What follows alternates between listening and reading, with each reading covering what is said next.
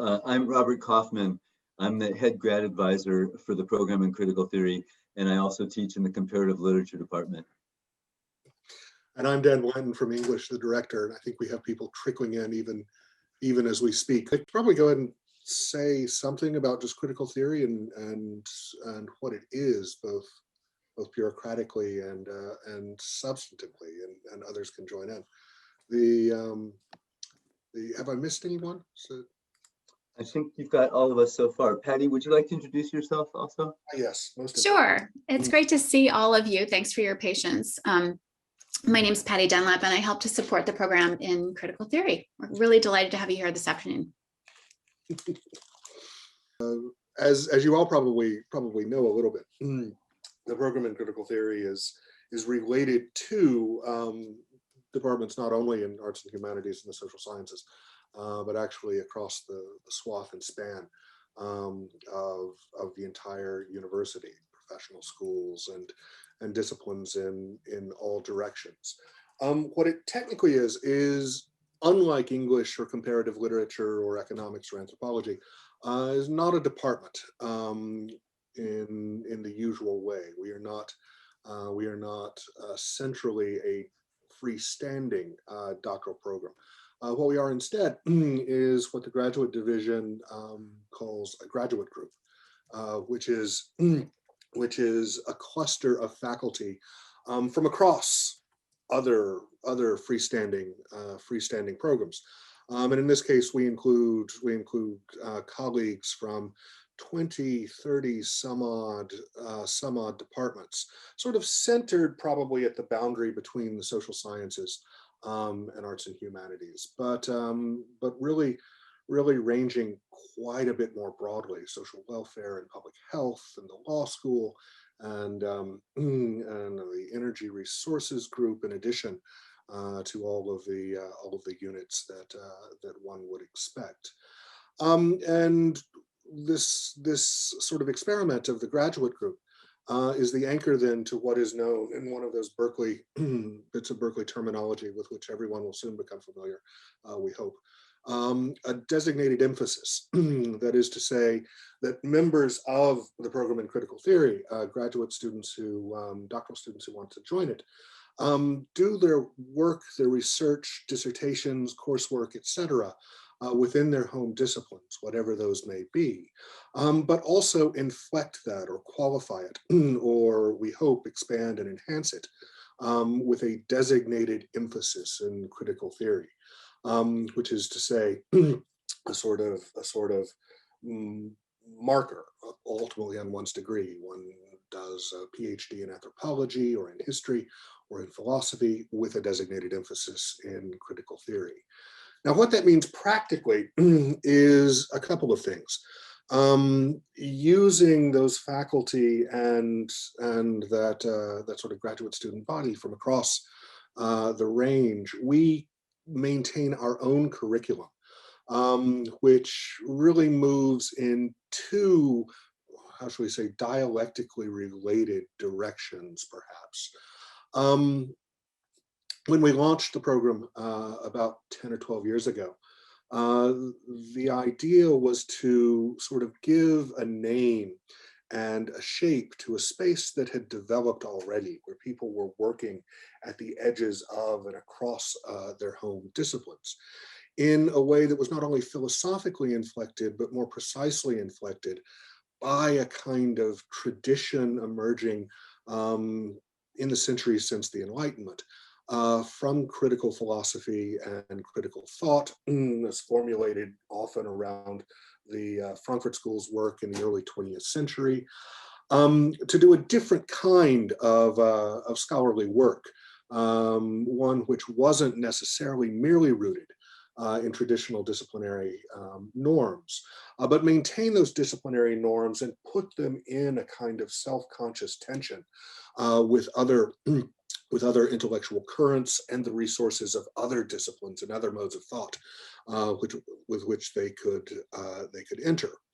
That was kind of the root of the program, and our curriculum shows it. We require everyone to take, in addition to the coursework they do in their home departments, of course, evolving out of 19th century critical philosophy, Kant, Hegel, Marx, etc., into the 20th century, but then also beyond it. And part of the kind of expansive gambit or wager of the program was that we would kind of figure out what critical theory has become as we went along. And so we've been doing that for a decade and more too. Most recently, atop the program in critical theory, we have, with the help of the Mellon Foundation, launched an international consortium of critical theory programs, which is designed to take the work that we do here at Berkeley and to put it into dialogue and exchange with modes of experimental criticism and experimental thought emerging on a kind of global scale, especially coming out of the global South. And so on the one side, there is a kind of historical and philosophical anchorage to what critical theory does. But on the other, there is also a kind of open-endedness to it. And the fact that we are a graduate program, not a sort of freestanding department, no undergraduate curriculum or anything like that, allows us in a way that we think is quite unique and quite powerful to use the work, the research being done by our graduate students in that effort to figure out what the sort of new and urgent modes of critical thought are and might become. Along the way, you may have heard we've now become, I think, by some large margin, almost an order of magnitude, the largest interdisciplinary program on campus. We've kind of exploded in size to a degree that struggle sometimes to keep up with everything going on, even in a time of shutdown and pandemic. So if everyone here is from English, both Rob and I have a sort of history there and can think about some of those cross inflections and connections. But I think the real core of critical theory is the fact that while it touches on one's home discipline, it isn't reducible to it. And in fact, for a lot of us, it offers a kind of adjacent space apart from Wheeler Hall or Dwinell. We have our own little quarters up in Stevens, just up the hill, from which we can look over all of it. Rob? One of the things that it strikes me in particulars and in getting a kind of textural, gritty sense of what we're about that will kind of be the echo of a good deal of what Dan has said. About 1 million years ago, I was a grad student at Berkeley in the English department, but doing a kind of weirdly comparative literature-like PhD in English. And at the same time, if you wind up deciding to come to Berkeley, you'll be meeting among other English department professors, our colleague who is also in the critical theory program, Donna Jones, who went to grad school with me at Berkeley and was in the comparative literature PhD program. And in a curious way, we've wound up switching. She's joined the English faculty and I've joined the comparative literature faculty. We were both among hundreds of Berkeley PhD students from approximately the 1960s until 2007, when the critical theory program got off the ground. In 2006, it had a year of planning and organizing to become the program. And the founders were Judy Butler and Marty J. and TJ Clark and about 30 other faculty across the social sciences and arts and humanities. And the reason I'm bringing up Donna's experience and mine as two among hundreds is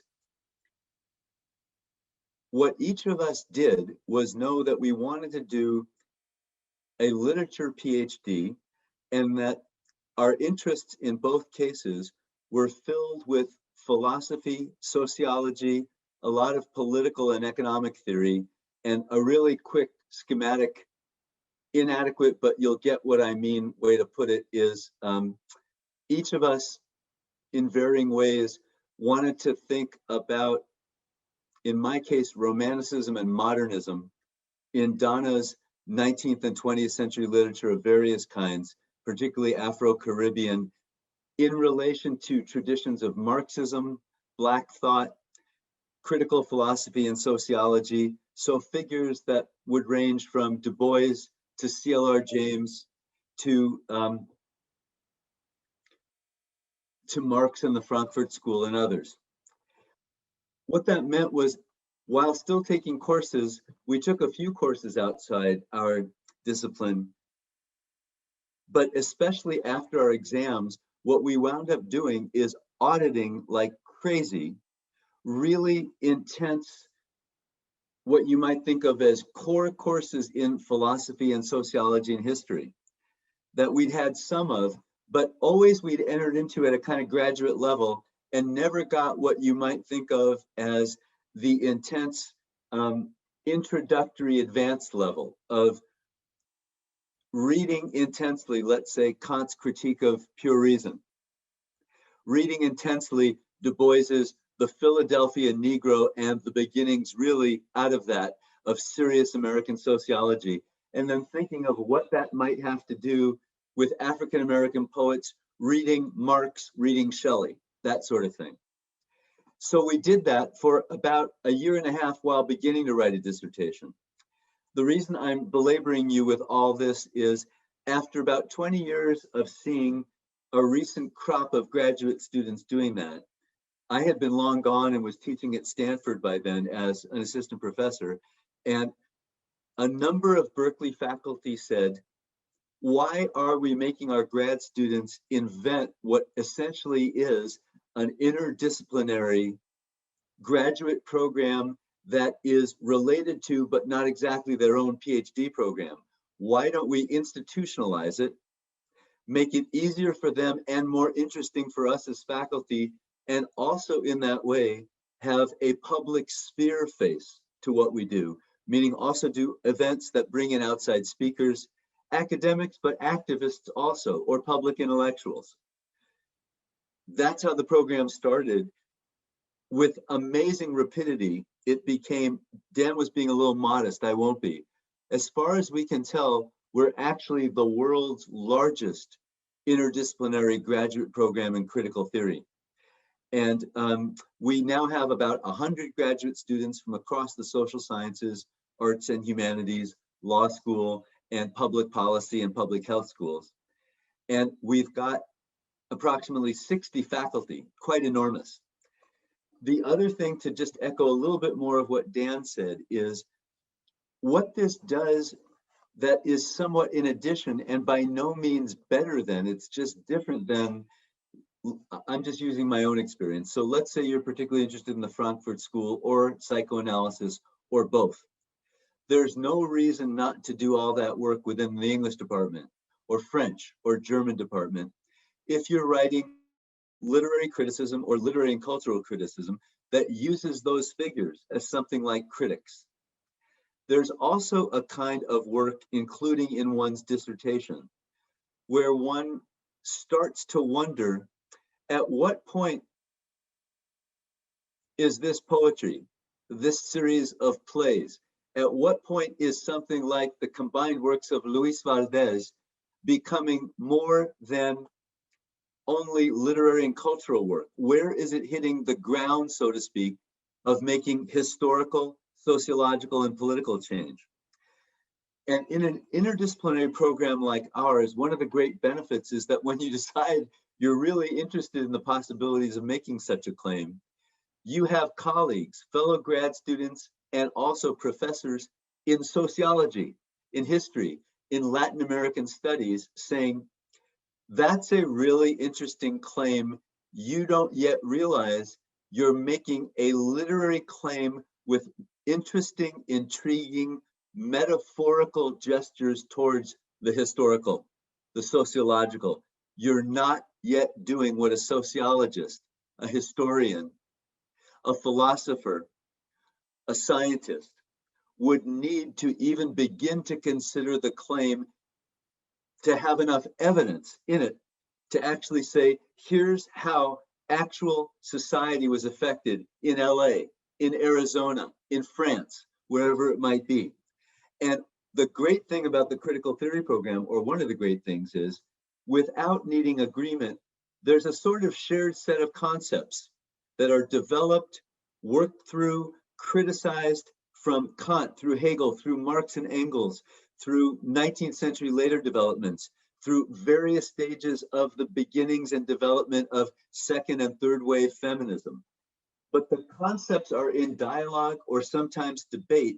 And as a result, we all share those concepts, as most interdisciplinary programs of any kind would have a shared set of concepts that don't have to be agreed on, but they're a vocabulary for knowing where one agrees and where one wants to have debates.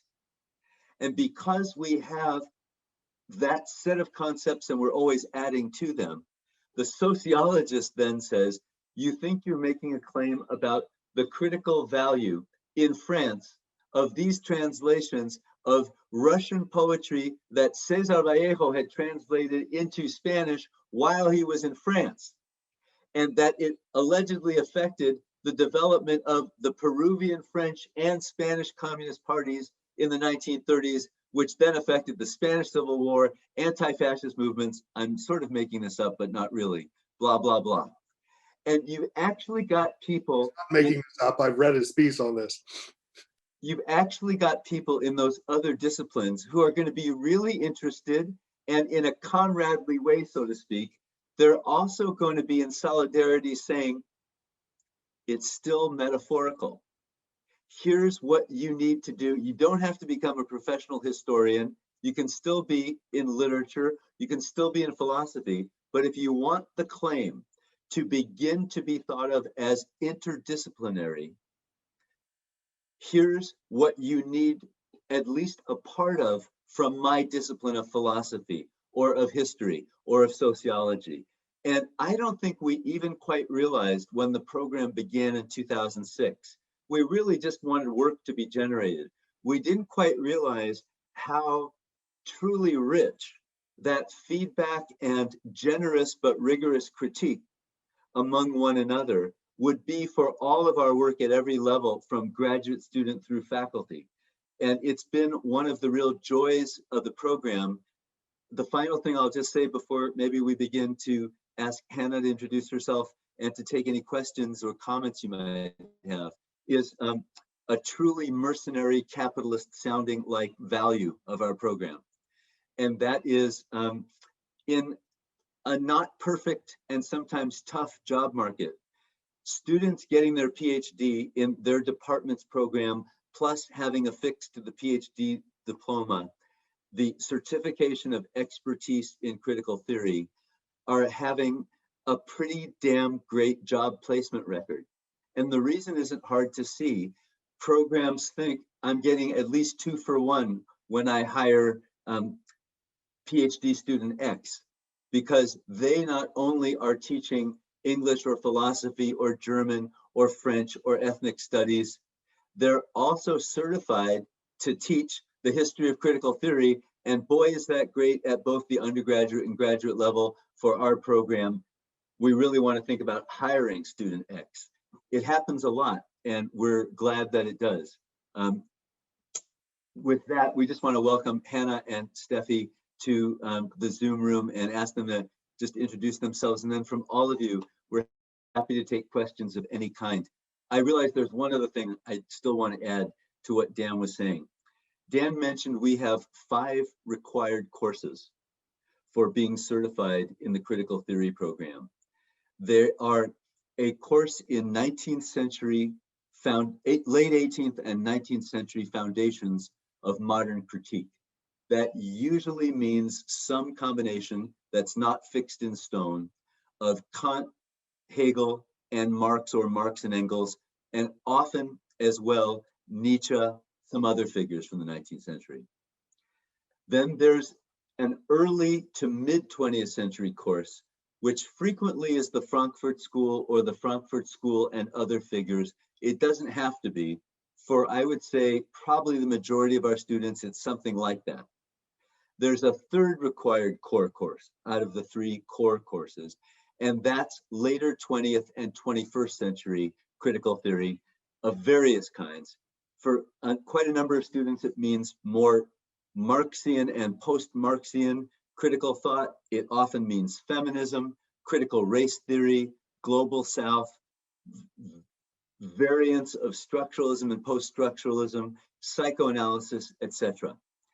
There are also 2 elective courses required for a total of 5. That sounds on the surface like 5 additional courses in addition to your own PhD requirements. It almost never is. And the reason why is probably you've already guessed, a lot of these courses overlap with courses you're already wanting to take anyway for requirements in your own home department. And both your department and our program are totally fine with courses being counted double.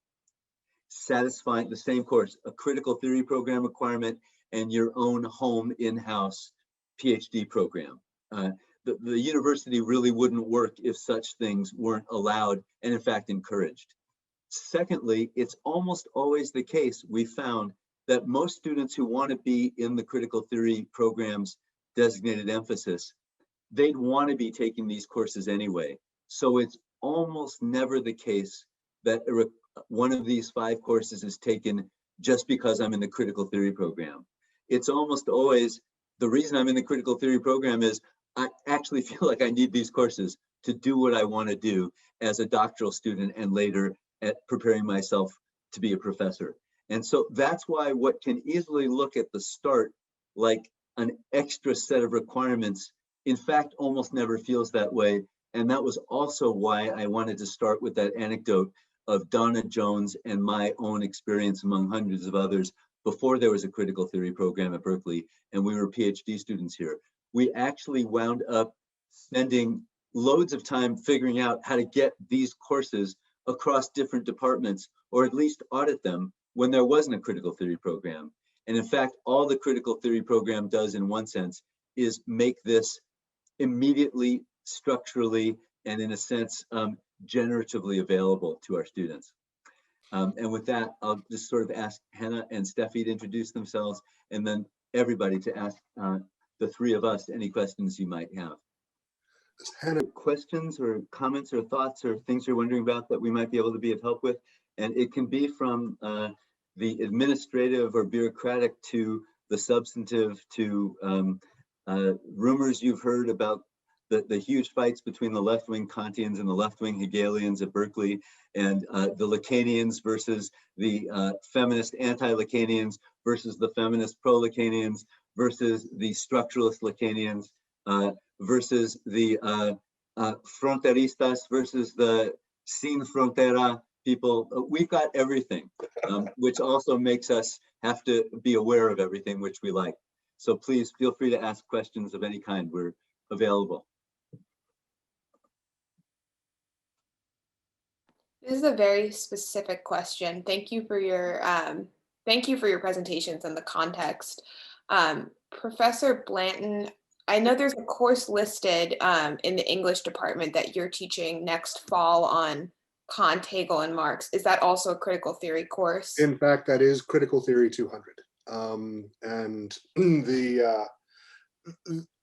because we're not a sort of department of our own, we can, but we can list a course simply as Critical Theory 200.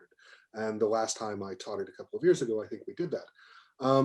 But it's also the case, and usually the case, that we co-list courses. So a course in the English department, as in this case, will become Critical Theory 200. I think Rob is doing a course in Comp Lit next year, which will also be Critical Theory 205, that early 20th century second component of the required sequence. Karen Feldman. That Dan's doing that 200. The 205 that I'll do in the fall is a Comp Lit seminar co-listed as Critical Theory 205 called Modern Poetry and Frankfurt School Aesthetics. So it's sort of a way to read some of the canonical texts of the first generation of the Frankfurt School, which above all means Walter Benjamin and Theodor Adorno, but also a fair amount of Horkheimer and Marcuse and some others, together with essentially modern poetry from Baudelaire through Rubén Darío, César Vallejo, Lorca, poets in the US, France, Germany, etc., and why that set of poets winds up being so important to the critical theory tradition. Yeah, there's a kind of a modular structure in the way that we relate to all of the various departments with which we're conjoined. Karen Feldman, I think, is planning a course next year in German, which will fit in here somewhere. Tony Kays in German and film and media. Similarly, so courses can, for our purposes, come from anywhere. Where they count for critical theory is an entirely separate question from the tag of anthropology or history. So I think versions of Critical Theory 200 have probably been taught in history, comp lit, rhetoric, English, German, what have you, and it's all Critical Theory 200. Oh, and Patty just throws up the link. So, and a lot of this, the structure, as Rob alluded to, that's in place is a structure, but it's a flexible one. That is, it's designed to be adapted to the needs of students coming from all directions.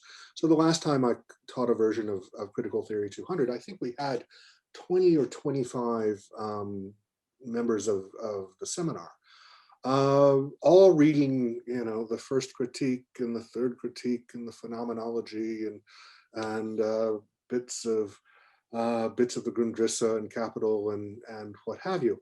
But we were coming from all as 15 or 20 different disciplines. Few of us coming purely as professional philosophers or what have you, which gives a kind of different interdisciplinary vibe to the entire enterprise. It means that an anthropologist is coming to read Marx as an anthropologist reading Marx, and then putting that into dialogue with a philosopher coming to Marx, or an economist coming to Marx, or what have you. So I think the general experience for both faculty and students of these critical theory courses, which have a kind of dual function often, right? They're housed within French or comp lit or political science or what have you, and are answering to that work in many cases, but are doing so with a sort of different and more expansive set of interests, and also a deeper set of tools coming from more directions, which can then be used to augment a sort of less parochial and more experimental style is probably the best word.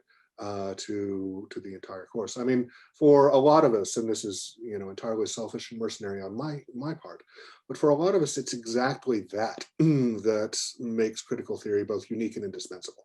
That it forces one, even when one goes back into one's whole and one's home discipline, to do that which one has first and foremost been trained to do so with an awareness of the broader context and the edges and implications and consequences of the sort that Rob was talking about, that one is moving within a sort of more expansive set of intellectual coordinates, and thereby sharpening the work that I do in English or what have you. Also, all semester long, every semester, we have more events than anyone could possibly go to. Even though life on Zoom has given all of us a new, absolutely insane sense of how you can up the ante and never get out of your sweat clothes all day and go to events all around the world. And we've sort of been guilty of doing that. We had almost 200 people on Monday listening to a lecture we had sponsored with a follow-up yesterday by one of the world's most famous intellectual historians, who himself had been a PhD student at Berkeley, studying with one of the founders of the program, Martin Jay. This is Peter Gordon, who has perhaps in English written more about the Frankfurt School and Trump in public forums, from the New York Review of Books to the Boston Review to the Nation to journals all around the world, about what or what not in Frankfurt School analysis might be gained by viewing Trump and also neo-fascist kind of currents around the world elsewhere from that perspective. It's just one of the examples of what we do constantly in the way of putting on forums. The other thing to say is, when you're reading Hegel in a course, you'll very frequently have the experience of noticing on the critical theory website, and Patty will have sent out a notice to every student and faculty member weeks before, that there'll be a talk by our resident Hegel expert from the philosophy department, Andrea Novakovic, giving some talk to just us at the university for 2 hours on Hegel. And inevitably it'll have some real illuminating opening for what you're doing in your own reading, coursework or otherwise. That happens with economists who are in our program, with people involved in psychoanalysis, anthropology, sociology, history, etc. So it's kind of a marvelous catalytic-like experience from day to day or week to week. And in a way that's nice, there's always an embarrassment of riches. There's more than you can possibly partake of, but it's nice to know it's always back there. And we've also now, thanks to Patty and others, we've got it all recorded. So if you can't be there that day, you now have the sense you can always go back to it and find it online. Other or additional questions or thoughts that we could take? I wanted to ask, and thank you for the presentation. In terms of critical theory as a space, and you've been kind of like describing perfectly, or at least to a great depth, the interdisciplinary part or aspect of critical theory. And I was wondering, I don't want to pin it down as something, but if there is a more direct mission statement for the critical theory department. Yeah, I mean, what's Wendy Brown's old line? Our party line is the absence of a party line. I don't know that we have what we don't have a sort of pre-formulated or incipiently doctrinal track to follow. But I think, and this picks up on what Rob is pointing to, what we discover are points of emergent, this sounds like bizarrely Benjaminian or something, but points of emergent interillumination. Right, last year before the shutdown, had a sequence of events focusing in the context of the EU and Brexit and discussions of neoliberalism and what have you. A sort of series of events in which a kind of late Frankfurt Habermasian sort of account was running into sort of emergent analyses coming out of the experience of neoliberalism in Latin America, sort of more theoretical sort of discourses emerging from a kind of refortified attention to older problems of political economy. And this is kind of my experience of it. But, as someone who is interested in all of these historical problems and theoretical problems, but not trained in most of these disciplines, I had the constant discovery of the relevance of all of this to stuff that I was thinking about that would apparently have had nothing to do with it. I wouldn't have predicted that, and I wouldn't have known in advance the degree to which I needed to begin to become responsible to some of these scholarly modes with which I was only kind of picking up a provisional familiarity. But something like that seems to be happening all the time, right? And this mixture of a kind of shared ground, not too strictly named, because, as Rob said a moment ago, we're in the process of contesting it. Rob will hold forth on Kant in the third critique, and I will tell him why Hegel had allows us to get away from that. We're still fighting over that. We've been fighting over that for years and decades, and we'll continue to do it. But it's the kind of common arrival at the discussions and the contestations that is more than anything else our kind of shared burden. The other part of this, which is more elusive to describe, has to do with, to some degree, this is true of any large university. I think it's especially true at Berkeley in a lot of ways. Berkeley is, as you've all begun to discover, even from afar, Berkeley is a kind of singularity in its historical formation as a research university at the very cutting edge of every discipline, but also as a large, absorptive, expansive public state school. Those things don't usually go together. And to some degree, they don't go together anywhere to the degree they do at Berkeley. But what that means is that the university is a big place, which has become what it is by the strength of its comp lit department, the strength of its political science department, the strength of its history department, et cetera, sort of reduplicated in every discipline. But that can mean that, especially as a graduate student, one can come to Berkeley and find oneself living in Dwinell Hall, or living in Wheeler Hall, or living in the social science building, or what have you. And critical theory offers, in a kind of concrete way, the space to get out of that, at least when one wants to get out of that, to become aware of everything else, or at least a lot of everything else that is going on elsewhere. I often think of a university, and especially a place like Berkeley, as a kind of instantiated thought problem. There's no way to know everything that's going on at Berkeley at any one time. You just couldn't do it. You couldn't possibly understand what's going on in the physics department, in the math department, the chemistry department, all of these places at once. But you know that all of these things are sort of buzzing around one. Critical theory sort of expands the number of routes one can take to find and discover, and then to join, to whatever degree one prefers, that sort of much broader canvas of the sort of live thinking that's going on. So I don't think we have a kind of settled destination. What we have is a kind of space of shared curiosity and commitment, really, that tends to produce a sort of, consensus is too strong a word, but a general shared sense of what we want to explore and what we want to keep moving into. I mean, the best example of this, I mentioned the International Consortium a little bit earlier.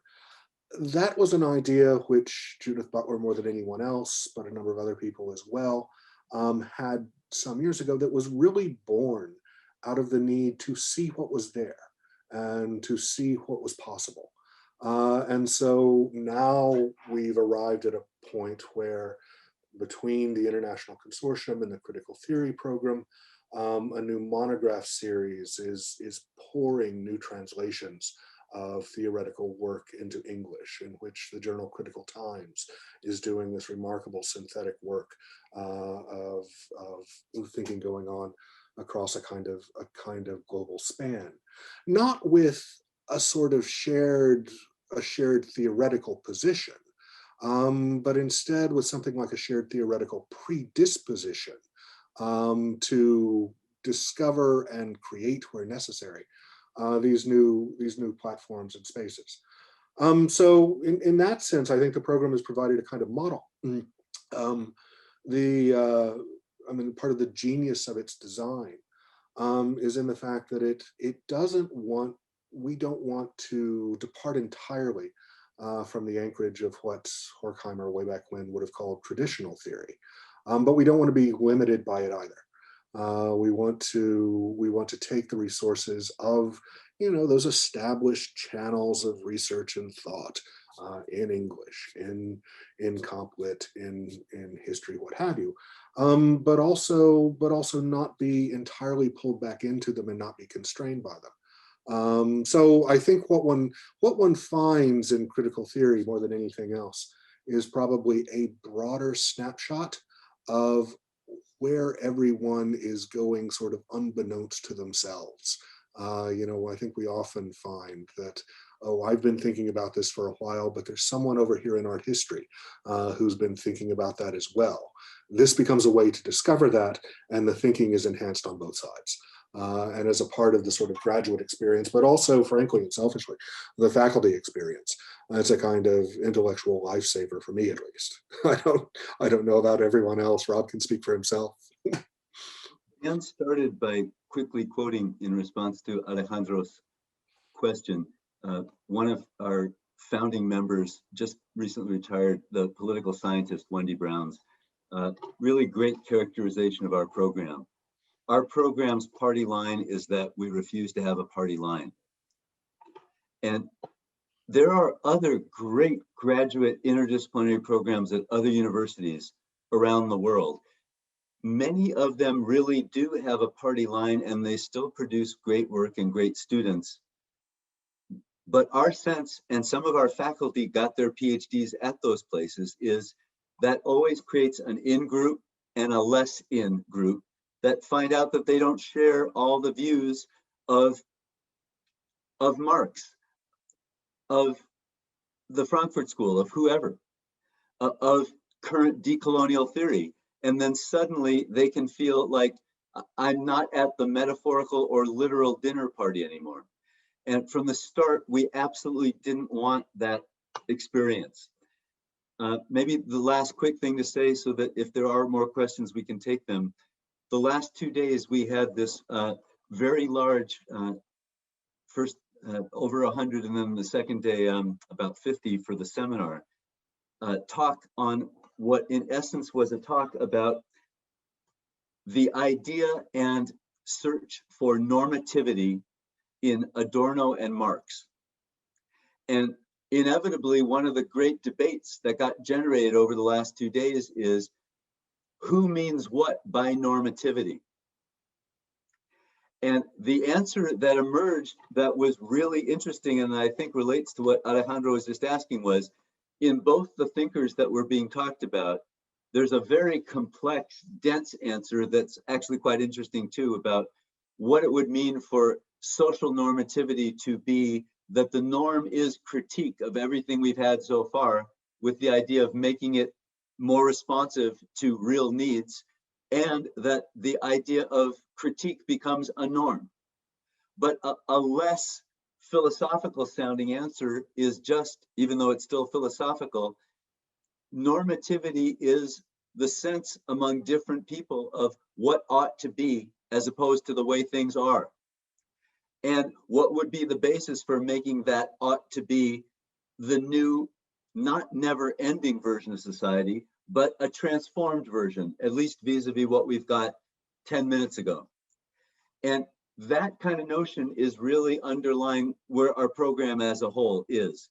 And the last thing I'll say on this is, we spent a fair amount of time about 8 years ago, when I was one of the co-directors, saying, we get asked this question that Alejandro asked all the time, and we worked out as a group a kind of joint text, and it's on our website now. It's in 2 different places, somewhat different versions. That is, one is shorter and one is longer. It's on the homepage, and it's under the About Critical Theory section. And so at some length, we have our kind of most, at least our most recent, which is a few years ago, attempt to be precise about what you're asking about. So please feel free to look for it there on the text. There's one other sort of almost how to put it, excessively administrative sort of thing here, but it goes back to the distinctiveness of our constitution as a graduate group, as a program, as a designated emphasis, rather than a department. Since the program is a kind of common and shared live secondary space for everyone involved, the kind of the kind of departmental orders that one might find anywhere else don't really apply, right? So we have to remain discursively open in a way. And this has to do with the strength of all of those departments and the strength of all the intellects and personalities and minds that move between the departments and us, so that, you know, Wendy Brown's account of neoliberalism is going to be picked up and answered by someone else's, right? And that's going to become one of those contested spaces. You know, if we read Kant and Hegel in Critical Theory 200 next fall, we're going to undertake an in-depth reading of it, but that's not going to be a final word or a final dispositive answer. And Hans Sluga might think something else, or Rob or Marty or whomever will have sort of different approaches to it. So there's, I don't think we could arrive at final versions if we wanted to. And it is part of the strength, not that we don't try, but that we know we don't finally succeed. And therefore, and this is becoming a little bit Pikettian, which happens with me. Therefore, the sort of enterprise becomes generative in its own way. It is exactly because we are sort of configured to summon the strengths of all of our members and all of their departments and their disciplines that we couldn't. There is no conceivable meeting on which we could finally sort of chisel out a party platform, but the meeting itself would be a kind of active commitment. The last comical version we had of this was we had a dinner just really a couple months before the pandemic started, after a series of talks by Walter Benjamin's editor and translator into English, Howard Island. And inevitably, while we thought we'd have a great talk with 15 people at the dinner, graduate students and faculty, about Benjamin, we got into a huge fight about Quentin Tarantino with 15 people and 20 opinions in a kind of classic thing, and particularly Once Upon a Time in Hollywood and whether it was or was not an allegory of Trumpism. That's a kind of typical night in our program. There's always someone like me who hasn't seen the film. Are there any other questions we could be of help with? Well, without trying to twist your arms, we hope we'll be seeing you regularly soon. And if we don't, we hope you'll do really well. We're sure you will wherever you go. No doubt you all have great options in front of you, and we're sure that it'll work out well wherever you are. For selfish reasons, we hope you spend your next few years with us. But good luck wherever you are, and we hope to see all of you really soon, one way or another. Take care.